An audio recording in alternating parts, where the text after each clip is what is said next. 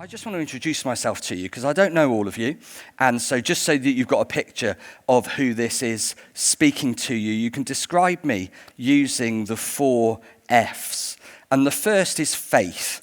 That should be a bit of a relief, considering you've come to a church to hear a talk about God. But even so, I'm a Christian, I follow Jesus, and I've been part of the team here at Barnabas since 2008.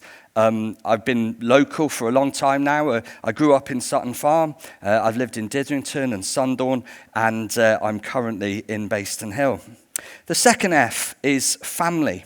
And I have a wife and 4 children. My wife also works locally. The kids are in local schools. The next F is football. And I support Shrewsbury Town, otherwise known as Shrewsbury Town FC, by far the greatest team the world has ever seen, according to the song. And it didn't feel like that a couple of hours ago at the end of the game, I can assure you of that. And so my final F is fishing. That's what I like to do to unwind. And this photo was taken last week, just down from Sydney Avenue and the other side of the weir there. Me and my lad absolutely love it. That's what we do to relax. So I guess one of the reasons why I wanted to start with all of that is because I don't know you necessarily. And I think what I'm trying to get across is that I'm not some professor from a university of whatever trying to explain this to you with sort of all the big words and trying to sound clever about it. I'm a Shrewsbury lad. I'm trying to work out my faith here, and I'm trying to grapple with this issue just like you are. Otherwise, you wouldn't have come. So, we're about to embark on a discussion of what is one of the most common objections to the Christian faith. Wherever you are on your journey of faith, this remains a huge question. If God is a God of love, then why does so much bad stuff happen? Even some of that bad stuff in the name of religion. We see the world around us. You watch the news. And frankly, why doesn't God just end all of this pain and suffering? If the Christian God, right, if he's supposed to be all-powerful and he's supposed to be all-loving, so how can suffering still happen? Either he's not all-powerful and he can't stop it, or he's not all-loving because he won't. That's essentially the argument, and I've got a lot of sympathy with that. It is worth exploring. This question really matters, and it matters because I genuinely believe that inside each and every one of us, there's a voice that says, hold on a minute, this isn't right. None of us is just asking this question to try and be clever or because we want some sort of a intellectual arm wrestle. It's almost certain that even as we start talking about this, every person here is thinking of someone or is thinking of a situation where you've seen suffering. Or perhaps the person who's suffered is us. Perhaps it's you. Now, my life so far, I do believe, has been really good. I'm very grateful for that. I'm grateful for the opportunities and the provision that I've had. But I've seen my grandparents both deteriorate in their health and die. When I was away at university, my friend, aged 19, was struck down with meningitis, and he died within a week. I was in a room a few years ago now with a friend in his 30s, and I was in the room with him as he died from a brain tumor. I remember the exact moment my wife and I found out that we were having and then experienced a miscarriage. And that was extremely sad. My best friend growing up, who was best man at my wedding and I was at his, he died aged 40, leaving behind a wife and 2 children. Another great friend of mine, I did the reading at his wedding. He was in his early 30s, again, a wife and 2 children. He was given 6 months to live out of the blue after they discovered cancer, and he died just 6 weeks later. I took his funeral in this very room. I recently went to see some university friends to go paddleboarding, And one of my children said, Dad, it's really important that you make an effort to go and see these guys because so many of your other friends had died. And that sounds really harsh, but it's not. It's just a simple truth around me. I don't like looking at my wedding photos anymore. In 2017, completely out of the blue, my dad fell on the stairs of our family home and he died from the loss of blood. And as I stood there later that evening in my family home, cleaning the carpet in my lounge where I grew up, I thought, goodness me, this is a truly awful experience. This must be pretty close to as bad as it's ever going to be.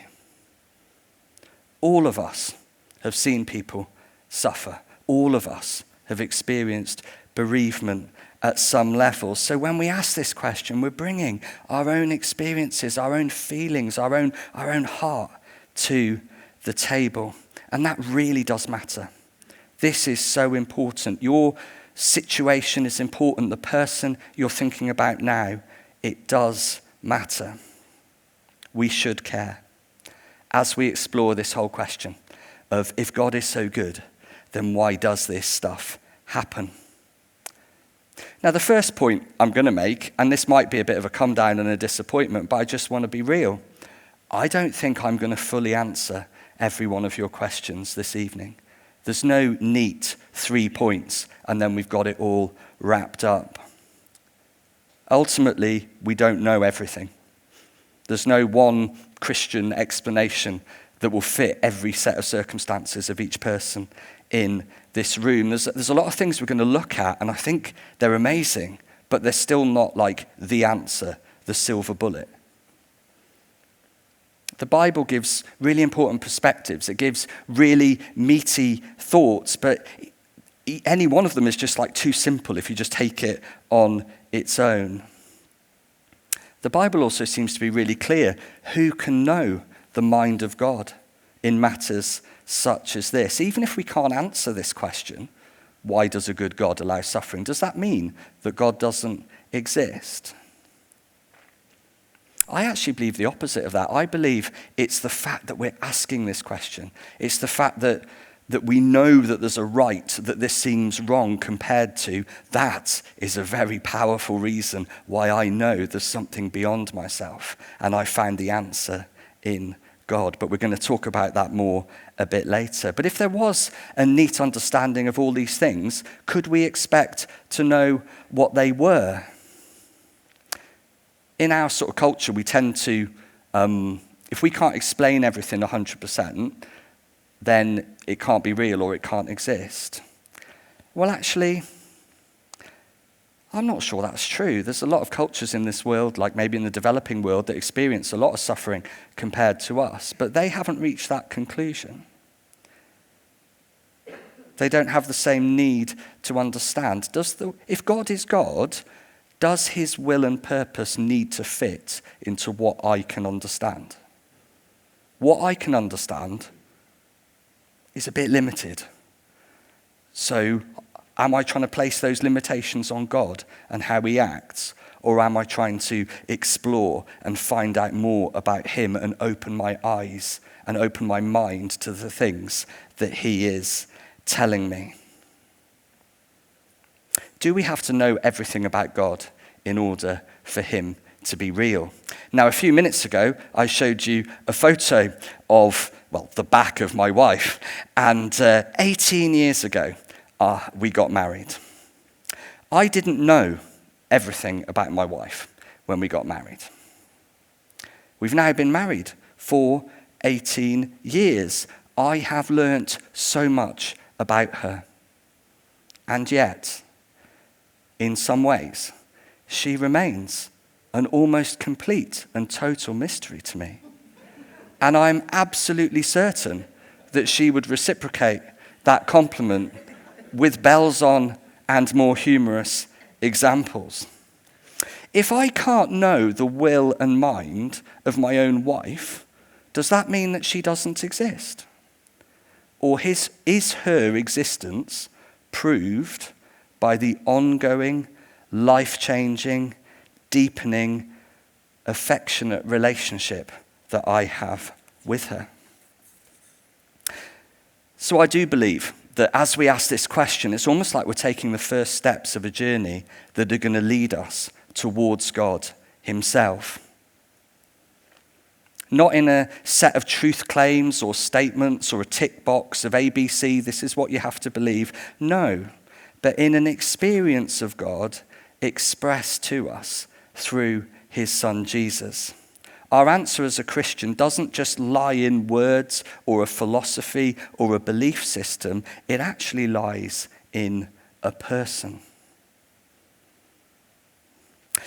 And then the second point I want to make as we start out is that if suffering is going to happen, which it is, then I think that the Christian faith, despite obvious challenges and difficulties, provides us with the clearest and most helpful answer and hope for the future as we look at this subject. If we're going to reject the Christian faith on the basis of suffering, well, how do other ways of viewing the world compare? Do the alternative worldviews do any better? And if anything, my trust in the God of the Bible grows as I compare that story to what other systems of belief offer to this very question. So let's just look at a few of those. Suffering as balance. This is found in Hinduism and in various versions of New Age belief. Every experience of suffering is some sort of balance. Something bad happening means that something something bad has happened somewhere else, and good and karma, and how that works. We all get the karma that we deserve, sometimes for things we've done in this life, or sometimes even for things we've done in a former life that we're not even conscious of. Someone with a major illness, well, that must be an outcome somewhere of their bad deeds or their bad deeds in a former life. Ultimately, all suffering is deserved, and if it's not deserved for what's going on now, then it must be what's gone in a previous existence. This isn't too far off, like the medieval Christian view of like God in heaven with like lightning bolts sort of striking people down when they step out of line. And it's quite neat, if something bad happens, well, clearly you deserve it. So there's no argument. And even if you deserved it, it doesn't feel like you deserved it. Well, it must have been something from a former life that you can't disprove. But my issue with this worldview is that it gives me absolutely no hope whatsoever to consider that this suffering is somehow deserved. It doesn't give me any comfort. It's so arbitrary. I don't even know what I'm being punished for. So there's no hope for redemption. It causes the people around me to judge me and to think, well, what have you done wrong in order for so many bad things to have happened? And it doesn't explain why this conscience inside me objects to suffering so much. I object to other people suffering. I think it's wrong.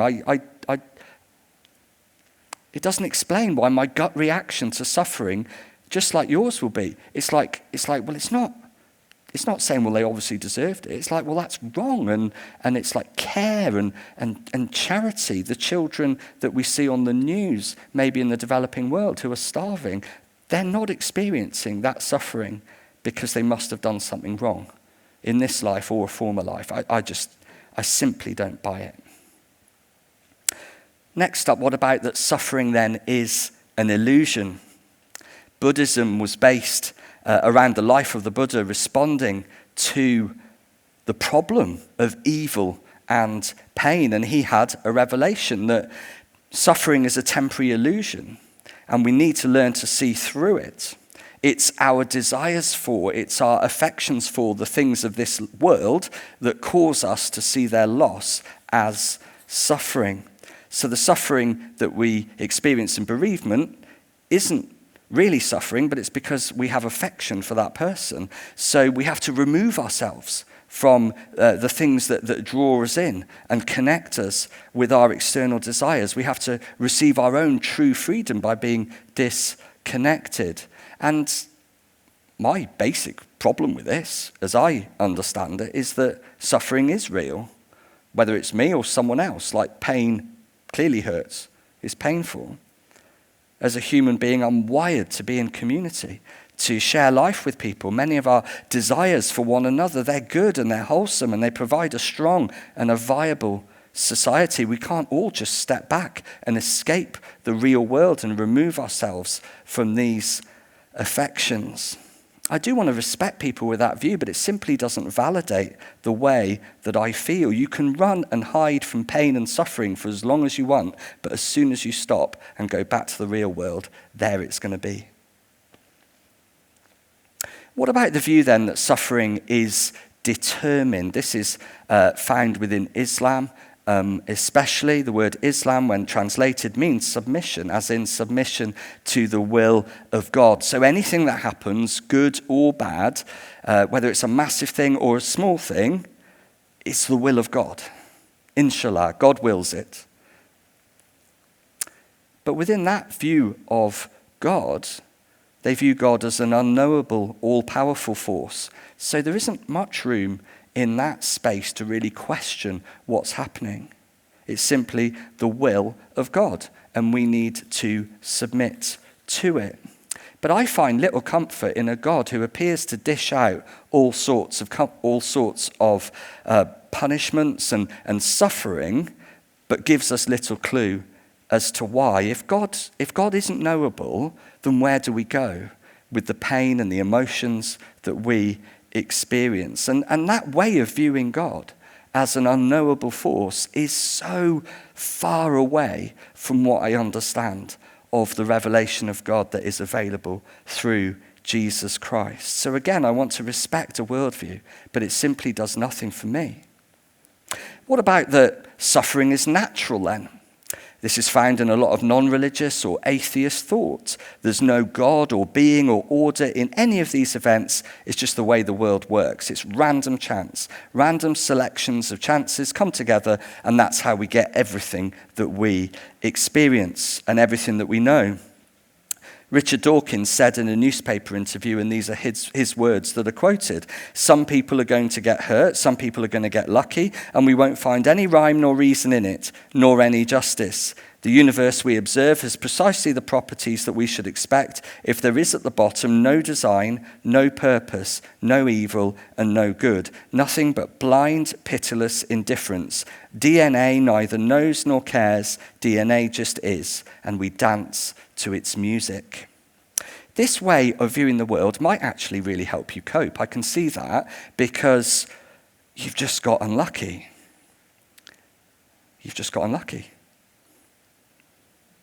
But the question I've got is that within me, and within you as well, I do have reason, I do have pity, and I do care, and I exist. So how can I place myself into a world that doesn't recognize those key components of who we are as people? Even the fact these feelings rise up within me and say, I just feel so wrong that that person's got cancer. That earthquake, that's so tragic. That's so unfair. It's not just that those people don't have enough to eat. That means that I don't belong in a world that's just driven by DNA that doesn't care, because I do care. Our discussion of this subject tonight is not meaningless. It's not irrational. Atheism might try to answer this question, but ultimately the question's pointless if everything's just random chance, if we're random chance. For me, I don't see any hope in that way of viewing the world, and yet I'm absolutely full of hope. Where does hope come from if the universe itself is driven by pitiless indifference? I think it also, if it's just natural processes and just random chance, then there seems to be a bit of a struggle in explaining, if these are just natural processes, then why is our human response so often one of compassion, of empathy, of sharing, of care, of charity, of self-sacrifice, even for people who we don't know, even for people who we've never met. We don't just dance to the music of our DNA. Humans try to turn the tide. We try to make things better for ourselves and for other people because we care. If it's just natural selection, then actually if other people suffer, then that should make our position better, actually. Our position improves. There's more resources for us. There's more potential partners for us. There's a greater chance of our DNA being successful in being passed on. Suffering and death is the driver of life itself, if the only process at work is that. And yet that doesn't stack up with the way that I feel at the grave of a friend, in the hospital ward, watching the news reports. If suffering and death is actually good news for my DNA, then why does it feel so awful? So I'd urge people who want to sort of reject the existence of God on the basis of suffering, they look at how the other worldviews deal with the same issue and ask the questions, do these actually do any better? And I would say they do even worse at answering the same questions. There has to be a way of viewing the world where our feelings and our responses in the face of suffering are validated more than this. And I also think that it matters more to you. Otherwise, you wouldn't have made the effort to come and to engage with this subject this evening. We look at the stuff going wrong. We look at suffering in the world. We look at things that are evil. How do we know they're wrong? How do we even know they're wrong? What makes them wrong? We must be saying, well, for those to be wrong, there must be a good. For them to be bad, there must be good. It's like we hold some sort of a moral code or like an experience of the way things should be that we haven't yet experienced, which is good compared to what we do experience. Where did that notion come from, if we're just random beings? Where did that moral code inside us come from? Christians don't just answer that question theoretically. We can tell you who his name is. We can tell you exactly where that feeling comes from. So looking at it another way, I personally find it impossible to hold a totally atheist position because there's just so much good in this world. There's so much good in people. If suffering and evil causes difficulties for Christians to explain, then love and mercy and compassion are equally difficult to extract from random chance and survival of the fittest. And so our attention turns then to what the Christian response to this question is. And the Christian perspective is more of a collection of ideas to help us make sense of this world. And they're like different strands that you weave together, and then suddenly the rope becomes much stronger. The first strand to talk about is that love gives freedom. God is love. And he gives us freedom because he loves us. Now, regardless of what you believe about Adam and Eve, the key meaning in the open passages of the Bible is that humanity was free to go its own way, and a choice was made from community and dependency with God. A choice was made to become autonomous, to become a law unto themselves, moving away from God and away from each other. And that appears to play out in many of the things that we see and experience today. Within society, there's loads of good stuff, but there also seems to be like a gravitational pull towards injustice and violence and pride, and these things just bubble up from nowhere. And they have done in human cultures as long as they've been recorded, and will do into the future. People tread on others to get ahead. People withhold resources from the poor. People retaliate when they feel threatened. And you see this sort of spiral, if you like, relational breakdown, violence, unhappiness within a society. So why doesn't God just say, okay, I'm all powerful, I'm going to override your wills. I'm just going to stop you from being like that. Why doesn't God just stop bad people from doing those bad things? Could God not be a sort of like a Superman figure and just appear at the scene of the crime and stop those things from happening? And yet, if God did step in, if he did force everyone and change everything, then would he himself not be accused of tyranny? Does humanity want to live as robots, programmed, limited beings? Is that all we were made for? To not be able to make our own choices, to not be able to have our own feelings? Is that what being alive truly is? Has anyone seen the film The Truman Show? That was very popular a few years ago. His whole world, his work, this is a spoiler alert, I'm really sorry. If you haven't seen it, put your fingers in your ears for a moment. His whole world, his work, his friends, his wife, it's all actors in a TV show, and he does not know. He comes to no harm, but is he really living? And we find ourselves, the viewer, just willing him to break out and to discover his freedom. Even though the real world is full of risk, it's full of danger, it's full of pain, it's full of sorrow, at least it will be the real world. Of course, I wish that God would bend the wills of bad people, but ultimately I don't think that's what happens, because he's made us for more than that, and because he loves us more than that.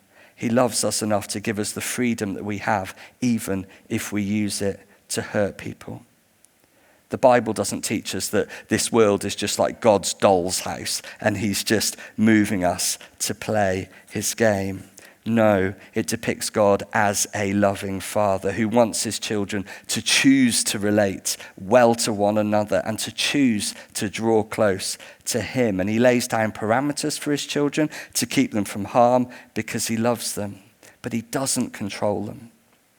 I've already told you that I've got 4 kids, and I want them to grow and to be all that they want to be because I love them. So I want them to pursue their dreams. I want them to find what their destiny is. And I do want them to still relate to me. I want them to love me back. But if I just kept them at home, even as they grew older, and I told them who they could be friends with and what could they do and where they could go, and I stopped them doing this or saying that, and I forced them to give me affection, what kind of dad would that make me? God has given us freedom. He's given us freedom to choose, freedom to say no to him, freedom to turn away. And that freedom actually comes from the fact that above all else, he is love and he loves us. So the question we started with, how can a God of love allow suffering, is partially understood by one of the greatest expressions of God's love is that he gives his children the freedom to choose. Next up, this love promises justice. It's okay to say that God loves us and gives us freedom, but what about when people use that freedom to do something absolutely horrendous, like, I don't know, what are the worst things, like the Holocaust or the atrocity, the genocide in Rwanda? Why does God not give us freedom, but then step in if we go crazy with it and do something really bad? Well, the Bible suggests that God will do something about it. There will be justice. Now, he's outside of time, so he knows of the moment in our history where there will be justice. Now, this isn't like Judgment Day, like some crazy preacher on the TV, or like Arnold Schwarzenegger or something like that. They seem to like the ideas too, but the Bible, and especially the teachings of Jesus, is very clear that God sees everything, God knows everything, all things will one day be put before him, and everyone will have to give an account for themselves. So Judgment Day is a promise from a loving God that there will be justice for every evil act. So the Bible completely and totally resonates with our heart cry. Like, God, why did this happen? Why did that person do that? That is not right. And it points us to a moment in the future where there will be justice. It doesn't say tough, it's the will of God. It doesn't tell me, no, that's just an illusion. It doesn't tell me you need to get over it because those are just random forces. It almost feels like our heart cry for justice is not only heard by God, it's actually shared by him. In crying out for justice, we're actually mirroring who he is. It's almost like we were made in his image, and together we both share in the love and the sorrow of this world. And the funny thing about that is exactly what the Bible says, that we were made in his image. So we should expect to have the same heart responses. The next strand is that this love holds justice back. Another reason that God doesn't just step in is that who's going to survive that? If that medieval image of God in heaven sort of striking people down with lightning bolts, where would he draw the line? Murder? Violence? A lie? Who of us would be left standing? The Bible talks about God. It describes him as being rich in mercy, holding off judgment on these things precisely because he wants to give us the opportunity to turn around and to choose another way. We want him to step in and fry other people who we consider bad people without giving them a second chance. But all of us deep down know that we've required second chances from people. And we still do. So God's not jumping in and judging things now, not because he lacks the power, but because of his love and his mercy, because he's chosen a path of redemption first. He wants to give those he loves a fresh chance. He's set his date for justice, but he's giving us time to sort ourselves out and to respond to him first because he loves us. So God gave us free will because he loves us. God will give us justice because he loves us. And God is holding back that justice because he loves us. And in the middle of those three things is the suffering that we experience. But they're all signs of God's love. God's love also brings revelation. God does reveal himself in our lives for good. I could go back to the moments of difficulty in my own life and tell you incredible ways that I believe that God was active in those circumstances, even though those circumstances did still happen. I did a Bible college certificate. And when the certificate arrived, I put a photo of it on social media. And that evening, there was a knock on my door. And it was my dad with a big smile on his face and a bottle of bubbly. And he said, "I've come because I want to celebrate your achievement. Well done." The next day, I was seeing him and Mum anyway, because I was due to help them with their will, which hadn't been updated for over 25 years. I think if something had gone wrong, I was still due to go and live with some auntie somewhere, which would have been really awkward with my wife. So it was like, it really is time to get this updated. The next day, they were looking after two of our children after school, but it was my wife's cousin's birthday. So instead of them staying for tea like they normally would, my wife picked them up at 5 p.m. Dad fell at 6 p.m. in the front room where my children would have been watching TV, having had their tea. I got the phone call from my mum when I was at the family party. The family party was in Frankwell, which meant that I was really close to the Royal Shrewsbury Hospital. So that meant that I could get there to be with Mum when she heard the news that Dad hadn't made it. Going back to the family home and having heard from Mum sort of some of the circumstances, my kind of like weird sort of brain kicked in thinking, how am I going to fix this? You know, that bit that sometimes happens where you just process your emotion and you're like, right, how can I fix this? So I thought, I know what I need. I need to come to Barnabas and to get the carpet cleaner. That's what I need. So I came here on the way back from Royal Shrewsbury Hospital, and I pulled into the gate.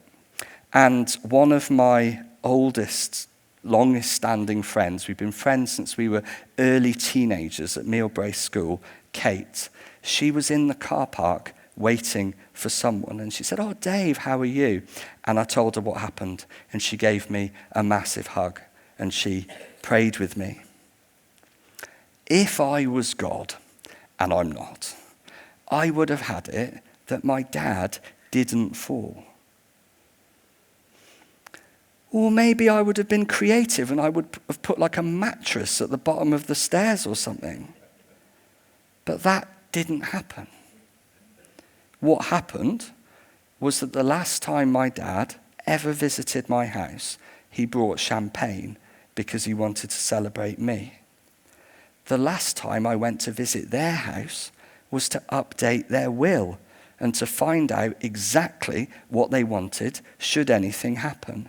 My kids were not at the house when it happened because we were closer to the hospital so I could be there for my mum. And on my way back, one of the best friends in my life was waiting for me in the church car park to hug me and to pray with me, quite by accident. None of those things stop the sad and the traumatic truth of what happened.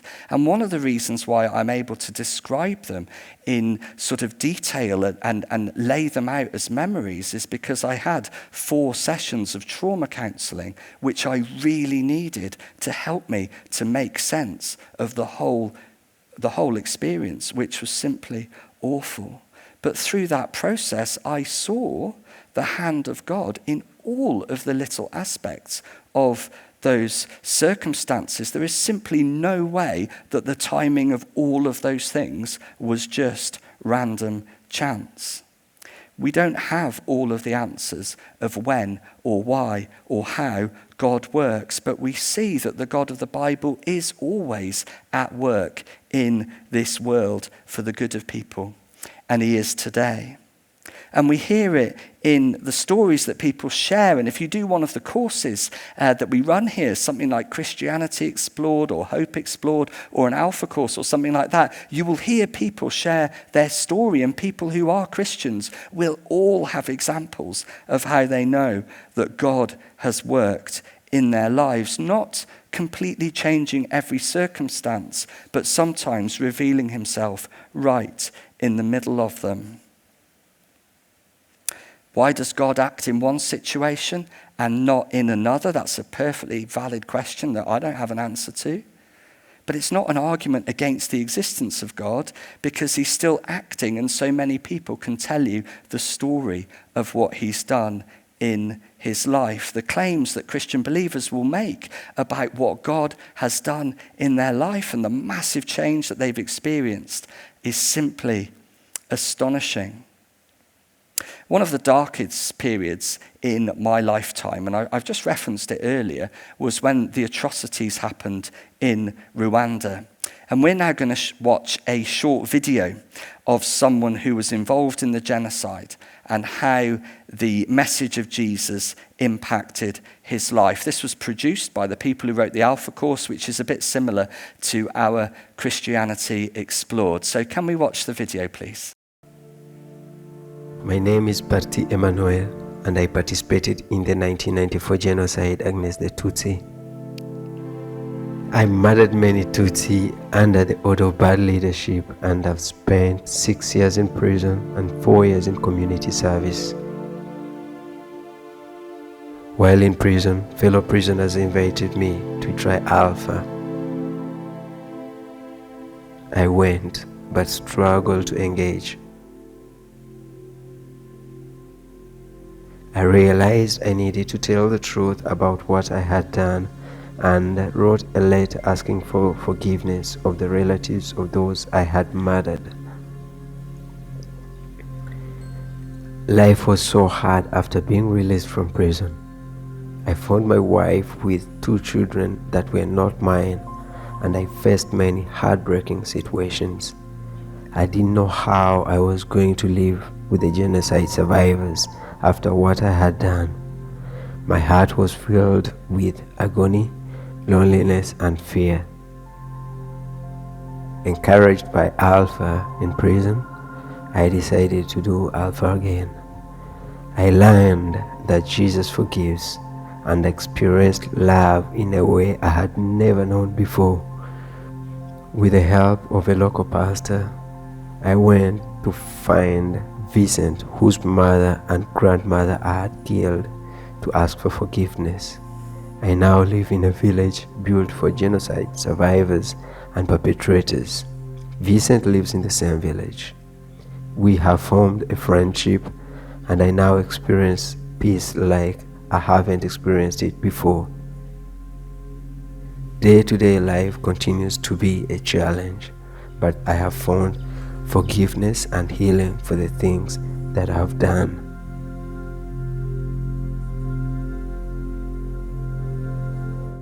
So God intervenes, and the outcome of that appears to be completely changed lives here and now, even for the people who cause the suffering.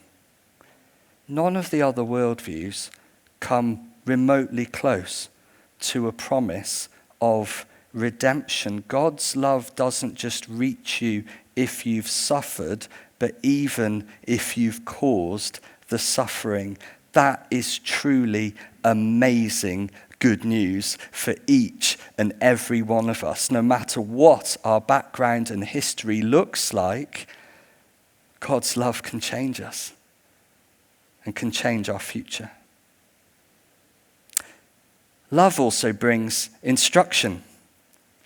The most famous person in the history of humanity is Jesus Christ.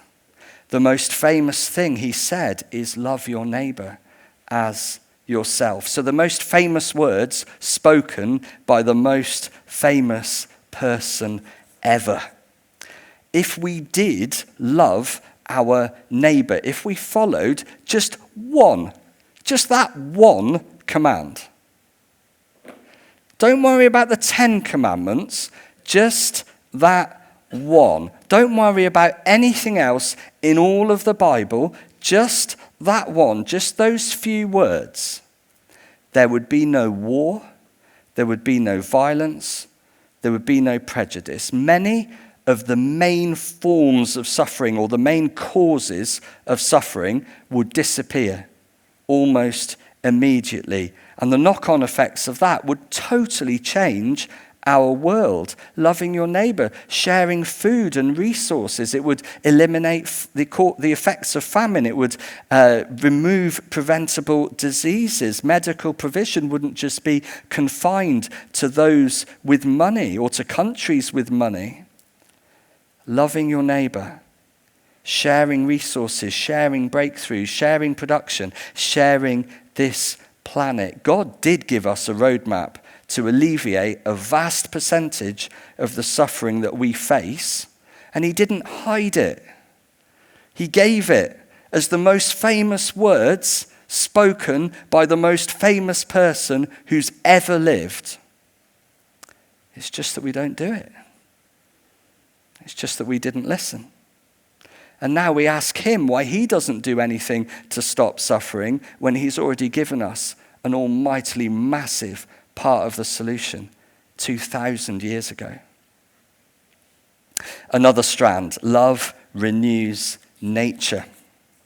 I've got a lot of respect for the atheist position that stuff in nature just happens, and so we have to deal with it. Earthquakes and tsunamis, illness and infection. There seems to be a lot of things tied up in nature itself. It's not suffering caused by anyone else. It just is. That person was at the wrong place at the wrong time. So why doesn't God do anything about that? The Bible responds to that question by talking about what the world used to be like. Not only were people in relational harmony with God, but the whole environment, the ecosystem, was in harmony with itself. But once people turn away from one another and turn away from God, it's like that harmony that was there started to unravel. The world started to show the scarring. It started to be as it was not intended to be.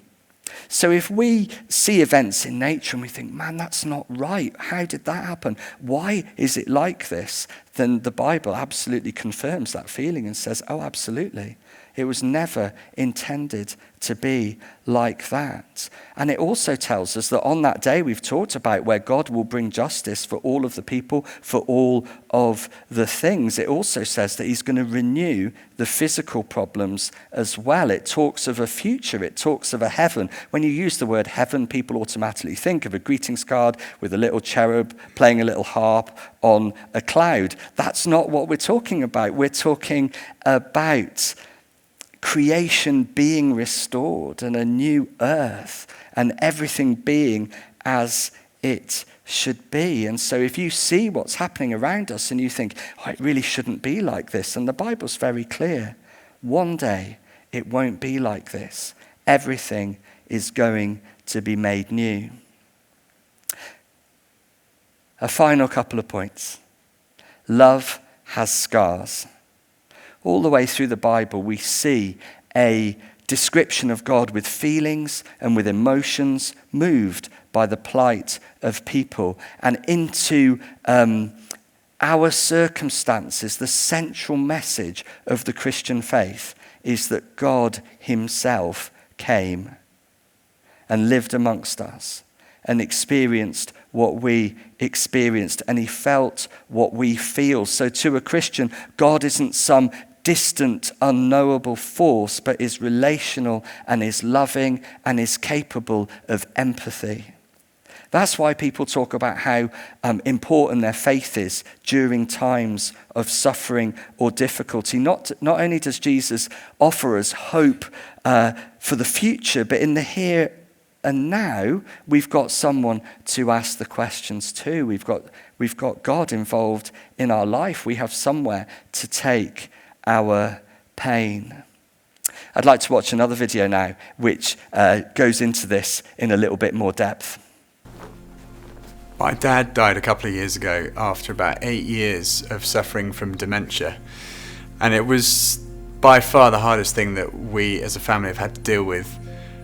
Seeing him go from the sort of loving father and dad and brilliant physicist that he was, sort of descending into this fog of memory loss and confusion and anger and fear. It was horrible to watch. And in those times, I remember asking seriously questions like, why? Why him? Why us? Why now? What possible purpose could that have? How could God allow that to happen to him? How can God allow that to happen to anyone? How can suffering happen when God loves us? And those are questions that crop up a lot in the Bible. You read in the Psalms questions about why is God so far away? And that's how it felt, was God was far away. And yet it's important to ask those questions. Being a Christian, believing in God doesn't mean you can't have doubts and ask questions the whole time. You know, Jesus himself cried out on the cross, my God, why have you forsaken me? But actually it was on the cross, it's the death, the suffering of Jesus and his death on the cross, which I found gave me not a complete answer, but some help as I was going through that. Because it helped me understand that God's not aloof, far away, sitting on some cloud, but actually he came in Jesus and suffered himself. He knows what it's like to suffer, and he died, and therefore he understands what we're going through. If we're suffering, he's with us in that suffering. And eventually my dad died, and actually, sounds strange to say it, but it was a bit of a relief. And I had this strange sense of peace all the way through. And a lot of that was to do with reading about Jesus' resurrection. The resurrection of Jesus shows us that death's not the end. That ultimately, Jesus has defeated death. And that even though we might suffer now, one day there'll be no more suffering and there'll be no more pain.